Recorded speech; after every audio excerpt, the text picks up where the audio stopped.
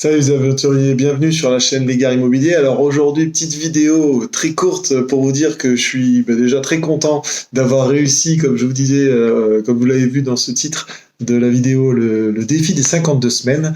Je vais vous expliquer. Alors le défi des 52 semaines, c'est tout simple. C'est de se constituer une épargne de précaution en suivant les semaines de l'année. C'est-à-dire que la première semaine, vous allez mettre 1 euro, la deuxième semaine 2 euros, et vous allez arriver jusqu'à la fin de l'année, à la 52e semaine, où vous allez mettre 52 euros.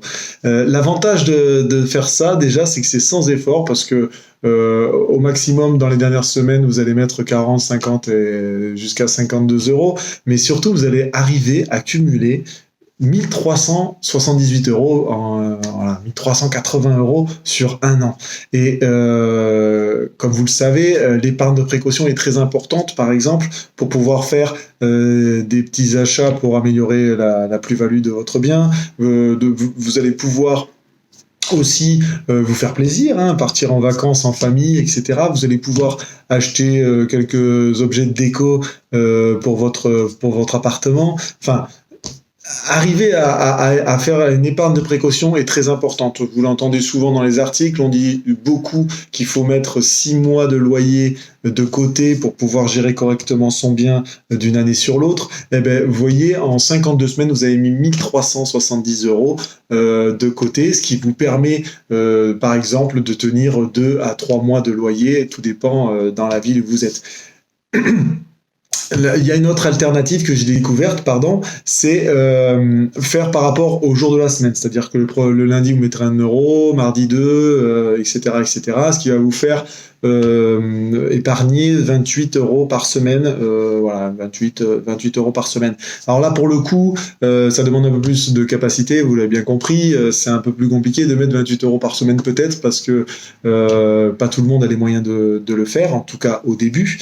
Mais bon, voilà, le but c'est de faire une épargne de précaution qui va vous assurer de pouvoir gérer les tracas de votre bien immobilier tout au long de l'année, et tout du moins vous faire plaisir également, parce que il faut savoir se faire plaisir aussi et décrocher un peu le cerveau pour pouvoir rattaquer de plus belle.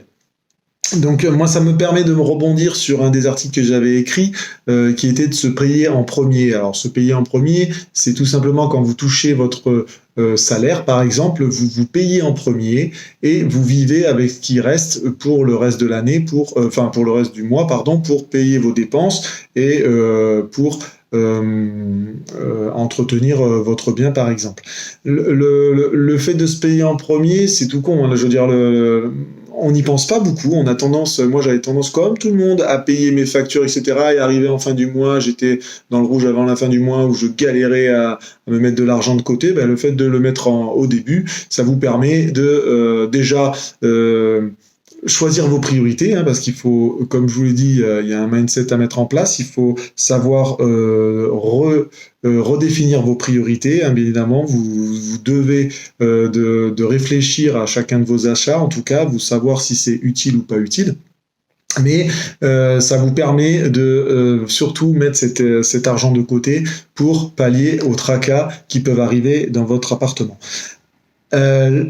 L'autre chose de se payer en premier, dans beaucoup d'articles, on lit qu'il faut mettre 10% de ses revenus de côté. Moi, je pars du principe que, bon, au début, on pourra peut-être pas mettre 10% de revenus sur de côté. Donc, essayez en tout cas, le but du jeu, c'est de créer une habitude, de mettre en place cette habitude pour mettre de l'argent de côté. Donc, voilà, c'est vraiment l'objectif. Mettre de l'argent de côté et gérer, comme on dit, ses comptes comme un bon père de famille pour améliorer votre situation personnelle et votre image, en tout cas votre manière de gérer vos comptes et votre manière de gérer votre argent vis-à-vis de la banque, notamment quand vous voulez aller faire votre crédit immobilier. En tout cas, le banquier, il verra que vous gérez votre compte et que vous arrivez à mettre en place cette épargne de précaution qui vous permettra peut-être, tout dépend le le nombre de temps avant de faire votre crédit, de faire un petit apport qui vous permettra de payer, par exemple, les frais de notaire ou les frais d'agence. Je vais rajouter un autre truc, c'est que maintenant, moi, j'attaque ma 2e année. Comme je vous dis, j'ai tellement adhéré à ce défi que je vais le faire chaque année. Il y a une petite application mobile qui s'appelle Yeeld, Yeeld. Je vous mettrai le lien ainsi que le lien des articles et tout en dessous pour que vous vous y retrouviez. Ça vous permet de l'automatiser et de plus y penser. Donc en plus de faire une épargne sans effort, vous allez ne plus y penser. Et en plus sur cette application, vous pourrez faire par exemple une épargne à la semaine. Vous pourrez mettre en place le défi de 52 semaines, bien évidemment. Vous pourrez aussi créer ce qu'on appelle des cagnottes. Moi par exemple, j'ai créé une cagnotte vacances, une autre cagnotte pour autre chose. Vous allez pouvoir faire plein de choses. Il suffit de lier votre application mobile à vos différents comptes. Il y a le raccourci, l'arrondi automatique aussi, c'est-à-dire qu'à chaque fois que vous faites des achats, par exemple, moi, pour vous donner une petite anecdote, quand j'allais à station-service, je faisais comme tout le monde, j'essayais de faire le plein pile poil. Maintenant je m'en soucie même plus parce que cette application va prendre l'arrondi supérieur et mettra cet argent sur votre épargne, sur votre épargne de précaution dans la cagnotte que vous aurez définie pour ça. Donc voilà, cette application, elle vous permet d'automatiser. Moi, je l'utilise parce que l'année que j'ai fait, là, je l'ai fait à l'ancienne, c'est-à-dire en allant retirer l'argent au distributeur. Ça peut être lourd, vous pouvez oublier. Moi, j'ai dû rattraper des semaines parce qu'il y avait des semaines, j'avais oublié d'aller retirer. Là, tout est automatique, vous avez rien à faire et vous avez juste à vous réjouir en fin d'année d'avoir mis tout cet argent de côté. Autre chose, petite news, tous les articles que je vais parler, mais à partir de maintenant, sur la finance au sens général du terme, c'est-à-dire quand je vais parler des outils, de l'épargne de précaution, l'épargne à long terme, la manière de gérer ses comptes, les différents conseils que je peux donner pour gérer ses comptes et tout, je les mettrai sur un nouveau site qui s'appelle Legare Community. Pourquoi ? Parce que tout simplement, je suis quelqu'un qui s'ennuie très vite, donc je parle de plusieurs choses et donc j'ai décidé de faire un site qui rassemble tous ces thèmes où dedans, bien évidemment, vous trouverez le lien pour revenir vers Legare Immobilier.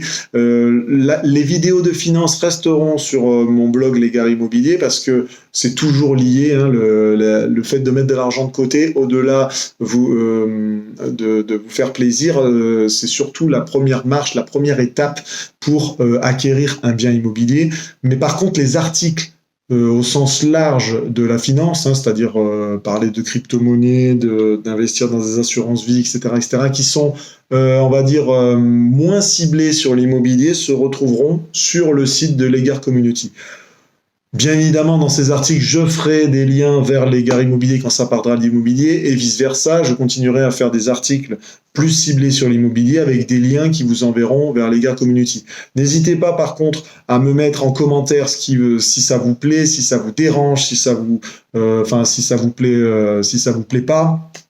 Aussi, me mettre des commentaires sous la vidéo, dans les articles que je fais, me proposer des sujets si vous voulez que j'en parle, qui me permettra de réfléchir à vous faire quelque chose de propre, parce que vous savez, vous voyez bien sur les publications que je fais, j'en fais pas tous les 30 secondes, j'essaye de vous donner des articles de valeur et de qualité. Donc n'hésitez pas à me laisser des commentaires, c'est ce qui me permet d'avancer. Dernière petite info, pourquoi je fais Legare Community ? Parce que comme je fais plusieurs thèmes, ce site me permet de faire un portail qui vous permet d'accéder à tous les thèmes que j'aborde et sur lesquels je porte beaucoup d'attention. Donc vous verrez des choses sur les voyages, vous verrez des choses sur les enfants, vous verrez des choses sur l'immobilier, bien évidemment, à travers ce blog. Vous verrez aussi les choses sur le e-commerce. Je commence un business de e-commerce, donc comme je vous l'ai dit dans un de mes articles, les différents piliers de la richesse, j'essaye de travailler sur les différents piliers de la richesse pour pouvoir m'amener tranquillement vers la liberté financière. Comme je vous l'ai dit, pour en revenir à l'épargne de précaution et à la manière de voir les choses vis-à-vis de l'argent, chacun a son rythme, chacun a sa situation personnelle. Le but du jeu, c'est pas de faire le beau en disant j'ai 45 appartements ou 50 appartements.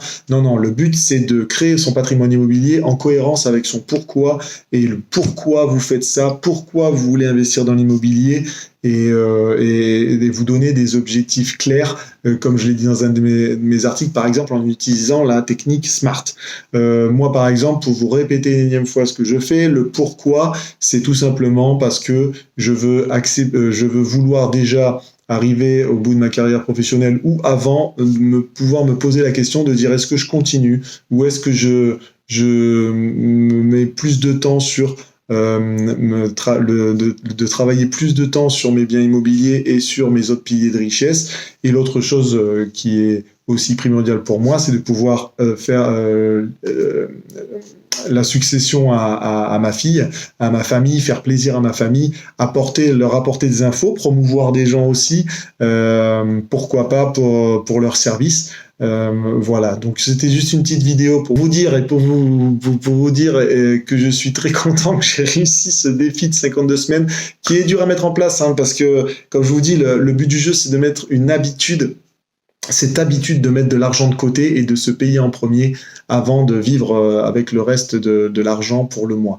Voilà, donc je vous remercie pour cette petite vidéo très courte, très rapide, qui peut-être vous apportera rien, mais en tout cas, le défi de 52 semaines pour faire une épargne de précaution sur 1 an, c'est super. Moi, je vais continuer et ça va me permettre de mettre de l'argent de côté pour mes biens immobiliers, pour entretenir mes biens immobiliers, pour me faire plaisir et pour toujours, comme je vous ai dit, faire cet équilibre de pouvoir m'accorder du temps pour moi, pour être heureux, pour me motiver et pour revenir encore plus boosté, pour apporter de la plus-value au blog et vous apporter toujours plus d'informations. Voilà, je vous remercie encore de me suivre. N'hésitez pas à commenter, n'hésitez pas à lire mes articles, n'hésitez pas à aller voir le site Legare Community, un peu de pub, pour voir les autres sujets que je traite, qui me passionnent et sur lesquels je lis beaucoup d'articles. Et moi, je reviens vers vous très vite pour faire une autre vidéo plus ciblée sur l'immobilier, bien sûr. Allez, ciao, ciao les aventuriers. Merci de me suivre.